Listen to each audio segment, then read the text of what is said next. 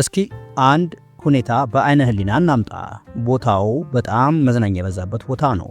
ሰዓቱ ምሽት ላይ በአንድ ጠረጴዛ ላይ አቤል የተባለን ሰው ታየዋለህ። አቤል ቆንጆ ልብስ ለብሷል፣ ፀጉሩን ተስተካክሏል። ጠረጴዛው ላይ ውድ መጠጥ አለ። ከጎኑ ደግሞ ከተማው ላይ ስሟ የሚነሳና የወሬ ርዕስ የሆነች ቆንጆ ልጅ ተቀምጣለች። አቤል ያለ የሌለ አቅሙን እየተጠቀመ ነው። በጣም ታምራለች ይላታል። የሚጠጣውን ሁሉ እሱ ነው የሚሞላላት። ባወራችሁ ቁጥር ከልቡ ይስቃል። ለሷ ምቾት ሲል ራሱን እያጨናነቀ ነው። በውጭ ለሚያየው ሰው አቤል የልጅቷን ልብ የማረከ ይመስላል። ግን ልክ በ5 ሜትር ርቀት ላይ ሌላ ወንበር ላይ የተቀመጠ ሌላ ወንድ አለ። እስኪ ይሄኛው ደግሞ ካሌብን በለው። ካሌብ የአቤልን ያህል ገንዘብ የለውም። እንደ አቤል ሽክ ብሎ አልለበሰም። እንዲያውም ያቺ ቆንጆ ልጅ በዛ እንዳለች እንኳን ልብ ያላት አይመስልም። ከ10 ደቂቃ በኋላ ምን እንደሚፈጠር መገመት ትችላለህ? ልጅቷ ለአቤል ደክሞኛል ወደ ቤት ልሂድ ብላ ዋሽታው ከካሌብ ጋር ቁጥሯን ተለዋውጣ በሳቅ እየደከመች ትወጣለች። አቤል ግራ ገብቶት የከፈለውን ሂሳብ እያየ ብቻውን ይቀራል። ይህ ለምን ሆነ? አቤል ጥሩ እንዳልነበረም ነበር። አቤል አላከበራትም፣ አክብሯታል። ታዲያ ችግሩ ምንድን ነው? ወዳጄ፣ ችግሩ የአቤል ገንዘብ መኖር ወይም መልክ አልነበረም። ችግሩ አቤል የሷን ኢጎ ወይም ኩራት እየመገበ ስለነበር ነው። ካሌብ ግን የሷን ኢጎ እንዲሞት አደረገው። ቆንጆ ሴቶች ውዳሴን እንደ ኦክሲጅን ነው የሚተነፍሱት። አቤል ኦክሲጅን ሰጣት፣ ስለዚህ አሰልች ሆነባት። ካሌብ ግን እስትንፋስ ነሳት፣ ስለዚህ እሱን ለመተንፈስ መፈለግ ጀመረች። ዛሬ በዚህ ቪዲዮ አንተም እንደ አቤል እየሆንክ ለምን ሴቶች ይሸሹኛል ብለህ መጠየቅን እንድታቆም አደርጋለሁ። የሴቶችን አእምሮ የምትጠልፍበትን ያበጠውን ኢጓቸውን ወይም ኩራታቸውን ሰብረህ ልክ እንደ ማግኔት አንተ ላይ እንዲጣበቁ የምታደርግበትን 7 ሳይንሳዊና ስውር ስነልቦና የሚነኩ ምስጢሮችን እነግርሃለሁ። ይሄ ለሴቶች ክብር ነፈጋቸው የሚል ተራ ወሬ አይደለም። ይሄ ስነልቦና ነው። ይሄ ህልውና ነው። ከአቤል ወደ ካሌብ ለመቀየር ዝግጁ ነህ? እንግዲያውስ እንጀምር። በቅድሚያ ሁሌም የምነግርህና ሁልጊዜም ማስታወስ ያለብህን አንድ ሳይንሳዊ እውነታ ልንገርህ። የሰው ልጅ አእምሮ ለአንድ ነገር ዋጋ የሚሰጠው ያ ነገር ብርቅ ሲሆን ብቻ ነው።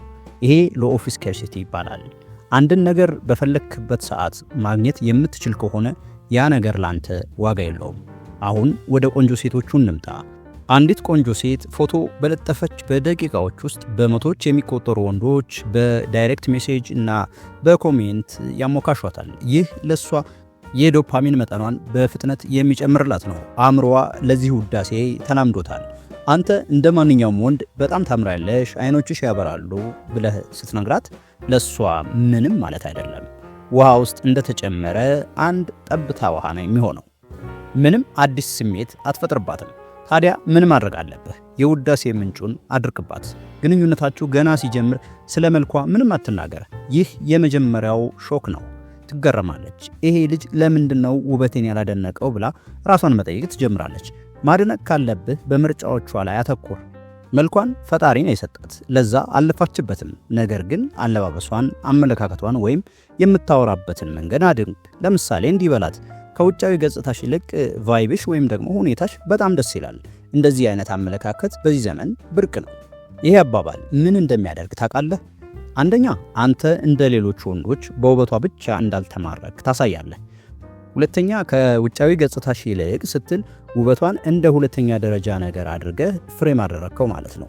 ሳታዋርዳት፣ ነገር ግን ቦታዋን እንድታውቅ አደረግካት።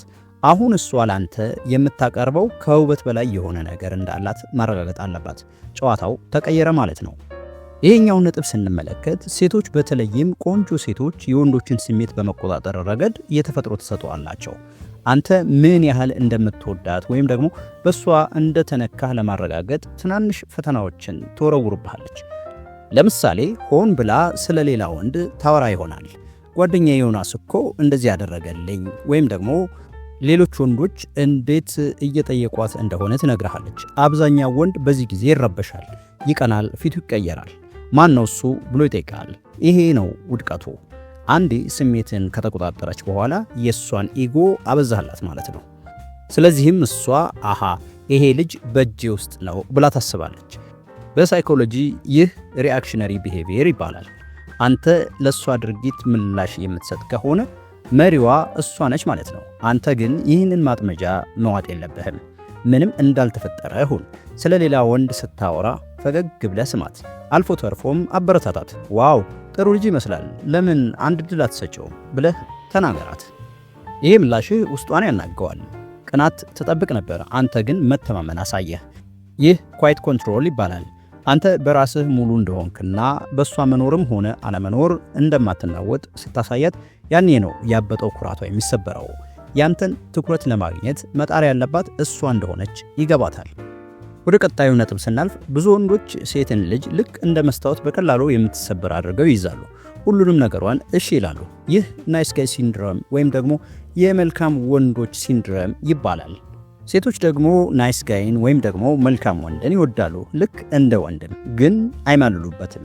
ሴት ልጅን እንድትማልል ለማድረግ ከፈለክ ከሷ ጋር ፑሽ ኤንድ ፑል ወይም መግፋትና መሳብ የሚባለውን ቴክኒክ መጠቀም አለብህ።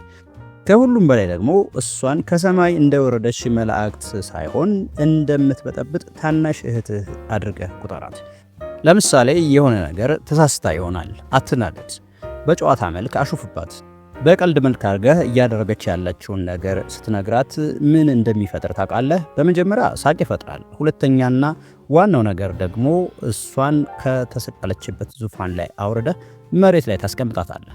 እሷን እንደ እኩል ወይም ደግሞ እንደ ልጅ ማየትህ አንተ ከሷ በላይ ወይም ደግሞ እኩል ስታተስ እንዳለህ በስነ ልቦና ይነግራታል። ሴቶች በተፈጥሮ ከነሱ በታች ለሆነ ወንድ ፍላጎት የላቸውም። አንተ በሷ ላይ ማሾፍ መቻለ በራስ መተማመንህ ከጣሪያ በላይ መሆኑን ያሳያል። ነገር ግን ተጠንቀቅ። ይህ በፈገግታና በጨዋታ ስሜት መሆን አለበት። ፊትን አጨፍግጎ መሳደብ ሳይሆን በስላቅ መናገር ነው። ይሄኛው ነጥብ ደግሞ በጣም ወሳኝ ነጥብ ነው። በተለይም ደግሞ ብዙ ጊዜ የሚያጋጥም ስለሆነ ቀጠሮ ትይዛላችሁ፣ በየደቂቃው ትሰርዛለች፣ ወይም ደግሞ ቴክስት ስታደርግላት ለቀናት ትጠፋለች። ይህ ሆት ኤንድ ኮልድ ባህሪ ይባላል፣ ወይም ደግሞ ሙቅና ቀዝቃዛ ባህሪ ማለት ነው። ዓላማው አንተን በማጠራጠር ውስጥ ከቶ ዋጋህን ዝቅ ማድረግ ነው። ብዙ ወንዶች እዚህ ላይ ስሜታዊ ይሆናሉ። ለምን እንደዚህ ታደርጊያለሽ ብለው ይጨቃጨቃሉ፣ ወይም ደግሞ ፈርተው ችግር የለውም ብለው ያልፉታል። ሁለቱም ስህተት ነው። ከተቆጣህ ተነካህ ማለት ነው። ዝም ካልክ ደግሞ ናቀችህ ማለት ነው። ትክክለኛው መንገድ ይሄ ነው። የወንድነት ግልጽነት። ባህሪዋን ቀለል አድርገህ ያለ ንዴት ንገራት። ስራ የሚበዛብሽ መምሰል የለብሽም። ነገሩ ካልተመቸሽ ወይም ፍላጎቱ ከሌለሽ ዝም ብለሽ መናገር ትችያለሽ ትላታለህ። ይህ አባባል እንደ ሚሳኤል ነው። ለምን? አንደኛ የምትሰራውን ድራማ አጋለጥክባት። ሁለተኛ አንተ ለጨዋታ ጊዜ እንደሌለህና ቀጥተኛ እንደሆንክ አሳየህ። ሴቶች ድንበር ያላቸውን ወንዶች ያከብራሉ። የሚፈልገውንና የማይፈልገውን በግልጽ የሚናገር ወንድ ከፍተኛ ዋጋ ያለው ወንድ ነው። ይህ ንግግርህ ትንሽ ኩራቷን ይነከዋል፣ ግን ደግሞ ከልቧ እንድታከብርህ ያደርጋል። ይሄኛው ነጥብ ደግሞ ቆራጥነትን የሚጠይቅ ነው። በድርድር ጥበብ ውስጥ አንድ ሕግ አለ። ከጠረጴዛው ለመነሳት የተዘጋጀው ሰው ድርድሩን ያሸንፋል። በግንኙነትም ተመሳሳይ ነው። የሴቷ ትልቁ ጉልበት ምን እንደሆነ ታውቃለህ? ይሄ ወንድ አይተወኝም፣ ይወደኛል፣ የትም አይሄድም የሚለው እምነት ነው። ይህ እምነት እስካላት ድረስ እንደፈለገች ትሆንብሃለች። ይህንን እምነት መስበር አለብህ። መቼ? ልክ አክብሮት ስትነሳህ፣ ልክ መስመር ስታልፍ፣ እንደማትፈልግህ ስታሳይ ወይም ስትንቅህ። መከራከር የለብህም፣ መሳደብም የለብህም። ዝም ብለህ ራቅ በል። ቴክስት አታድርግ፣ አትደውል፣ ስቶሪዋን አትይ። ይህ ዝምታ ከየትኛውም ስድብ በላይ ይጎዳታል። ለምን? ምክንያቱም ያልጠበቀችው ነገር ነው። አሁን ይደውላል፣ አሁን ይለምነኛል ብላ ትጠብቃለች። ቀናት ሲያልፉ ግን ጭንቀት ውስጥ ትገባለች። ምን ተፈጠረ? ሌላ ሴት አገኘ እንዴ? እኔ በቂ አይደለሁም እንዴ? እያለች ራሷን መጠየቅ ትጀምራለች። ያ እብሪተኛ ኢጎዋ መሰንጠቅ ይጀምራል። ያኔ ነው ስልኳን አንስታ ጠፋህ እኮ የምትለው። አስታውስ፣ መተው መቻል የአንድ ወንድ ትልቁ ጉልበቱ ነው። አሁን ወደ መጨረሻውና ወሳኙ ነጥብ እንምጣ። አንዳንድ ጊዜ ሴቶች በቀጥታ ይተኩሱብሃል። አለባበስን ታጣጥልብሃለች፣ በቁመትህ ትቀልዳለች፣ ወይም አንተ እኮ አራዳ አይደለህም አይነት ነገር ትላለች። ይህ በጣም አስቀያሚው ፈተና ነው። ራስን ለመከላከል ከተፍጨረጨርክ ወደቅህ። ስለዚህም አንተ ነገሩን ገልብጠው። ስለ አለባበስ አስተያየት ለመስጠት እኮ የፋሽን እውቀት ያስፈልጋል። ለዚህ ደግሞ አንቺ ገና ብዙ ይቀርሻል ትላታለህ። አየህ፣ እሷ ያነሳችውን ነጥብ ተጠቅመህ እሷን ሕፃን አደረግካት ማለት ነው። አሁን መከላከያ ውስጥ የገባችው እሷ ነች። በመጨረሻም ጊዜህን አስወድድባት። ቆንጆ ሴቶች ወንዶች ትኩረት ለማግኘት ሲለምኑ ነው የለመዱት። አንተ ግን ለየት በል። ቴክስት እንደመጣልህ በሰከንዶች ውስጥ አትመልስ። ስራ እንዳለህ ህይወት እንዳለህ ተወቅ። ወሬውን ቀድመህ አንተ ጨርስ። እሺ በኋላ እናወራለን፣ አሁን መሄድ አለብኝ በል። ከቆንጆ ፊት በላይ መሆኗን እንድታስመሰክርልህ አድርግ። ከመዝናናት ውጪ ምን የተለየ ክህሎት አለሽ ብለህ ጠይቃት። አንተ እንደ ሽልማት ራስን ስታቀርብ እሷ ያን ሽልማት ለማሸነፍ መጣር ትጀምራለች። ወንድሜ እነዚህ 7 ነጥቦች መርዛማ ለመሆን አይደለም። ዓላማው እኩልነትን ለመፍጠር ነው። ሴቶች ራሱን የሚያከብር የሚፈልገውን የሚያውቅና ለማንም የማይንበረከክ ወንድ ይፈልጋሉ። የእሷን የተጋነነ ኢጎ ስትሰብር በእውነቱ እየረዳሃት ነው። እውነተኛ ማንነቷን እንድታይ እድል እየሰጠሃት ነው። ይህንን ሞክረውና ለውጡ ነኝ። ግንኙነቶችህ በራስ መተማመንህና ህይወትህ ይቀየራል። የዛሬው ቪዲዮ ይህን ይመስል ነበር። ይህ ቪዲዮ ጠቃሚ ሆኖ ካገኘኸው ላይክ ማድረጉን እንዳትረሳ። ለቻናሉም አዲስ ከሆንክ ሰብስክራይብ በማድረግ የደወል ምልክቷን ተጫን። በሚቀጥለው ጊዜ በሌላ ቪዲዮ እስከምንገናኝ ድረስ ሰላም።